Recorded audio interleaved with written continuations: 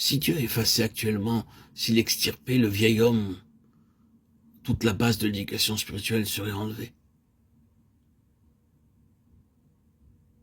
Cette nouveauté de vie qui consiste à apprendre tout à nouveau dans un monde différent, avec de nouvelles facultés spirituelles, ce nouvel homme est l'homme caché du cœur, et son éducation se fait par le Père de nos esprits. Hébreux 12:9.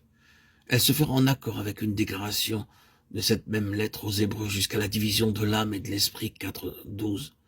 Si nous étudions le reste de la signification de cela, nous sera très clair, car nous trouvons ici un nouvel et entièrement autre enseignement, la loi de l'esprit de vie. Romains 8:2. Cette vie a sa propre loi, ou ses propres lois que nous devons connaître. C'est une vie de foi. Si je vis maintenant, je vis dans la foi, Galates 2:20. Ainsi, la connaissance est le fruit de la foi. Nous n'avons pas besoin d'en dire davantage. Mais il nous faut mettre encore un accent final sur la crise de la croix. Dieu ne peut pas parler à l'homme qu'à cette place de la croix. Chaque développement nouveau dans la vie d'un enfant de Dieu sera d'une manière ou de l'autre une nouvelle expression de la signification de la croix.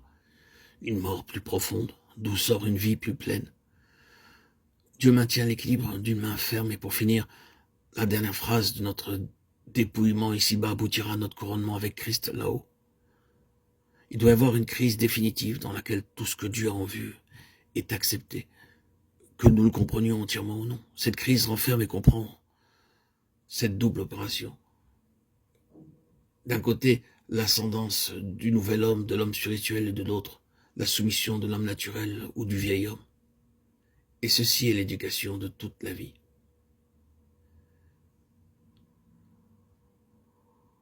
L'homme a toujours refusé de reconnaître et d'accepter le verdict de Dieu à son égard. C'est pourquoi il poursuit un chemin où il cherche à manifester une expression, une réalisation de lui-même. Dès le commencement, alors même que la voie de Dieu avait été si définitivement établie dans le sacrifice d'Abel, l'homme continue son propre chemin. Il cherche à construire un monde, à créer une civilisation, à contribuer à un royaume, Babel, où Babylone sera son nom.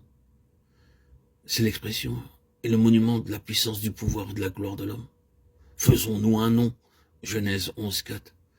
N'est-ce pas ici la grande Babylone que j'ai bâtie, Daniel 4:30. Ainsi l'homme s'enorgueillit, il se développe, il s'impose. Oh, c'est un monde merveilleux qu'il a produit.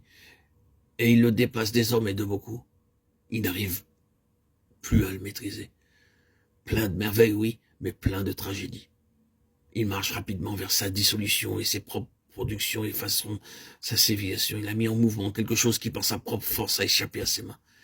Oh, il faudra que Dieu intervienne pour abréger les jours de cette fin, sinon aucune chair ne serait sauvée.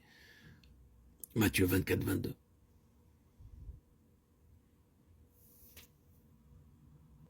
La civilisation n'a fait qu'accentuer les sens ou la sensibilité de l'âme. Et déjà nous connaissons quelque chose de ce que signifie les hommes rendront l'âme de frayeur. Luc 21:26.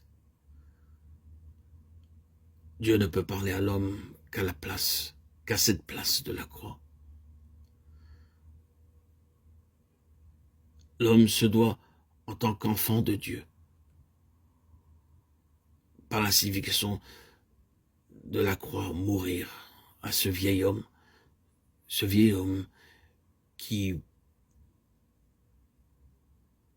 désire la division entre lui et Dieu, qui désire tout déterminer, autodéterminer, il est autosuffisant et cherche à dominer. Non, ce n'est pas la volonté de Dieu. Il faut donc nous dépouiller de ce vieil homme afin d'obtenir la couronne avec Christ. Si quelqu'un est en Christ, il est alors une nouvelle création, de Corinthiens 5:17. Et il marche selon le dessein éternel de Dieu. Il lui faut donc passer par la croix, par l'identification avec Christ, par la foi.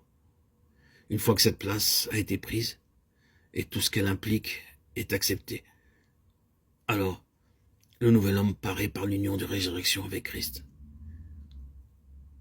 Et c'est la victoire. L'orgueil s'est évanoui, dissoute dans cet homme nouveau qui se développe, s'épanouit en Christ. Le chemin est effrayé par la croix et se poursuit par l'ensevelissement de l'homme, du vieil homme, afin de laisser Christ en lui, être en Christ. Il est alors une nouvelle création.